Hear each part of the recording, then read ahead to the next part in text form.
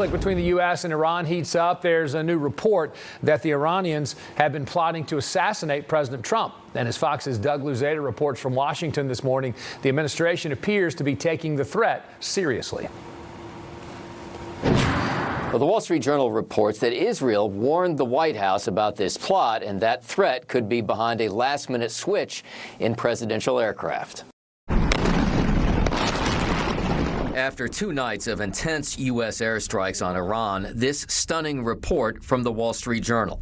Israel shared new intelligence with the U.S. that it said indicated a fresh Iranian plot to kill President Trump. I'm number 1 on the kill list for Iran. During this week's NATO summit in Turkey, the president spoke bluntly of a general threat. And through the week, Iranians mourning their former supreme leader have made threats of their own.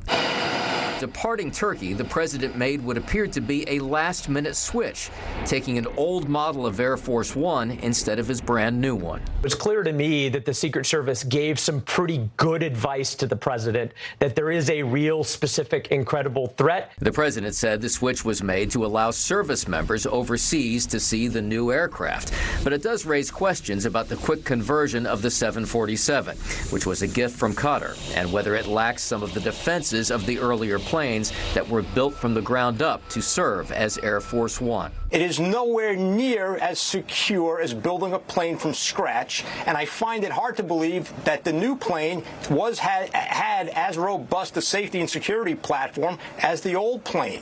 Now, 2 new presidential aircraft are on order from Boeing, but they are years behind schedule. In Washington, Doug Lazader, Fox News.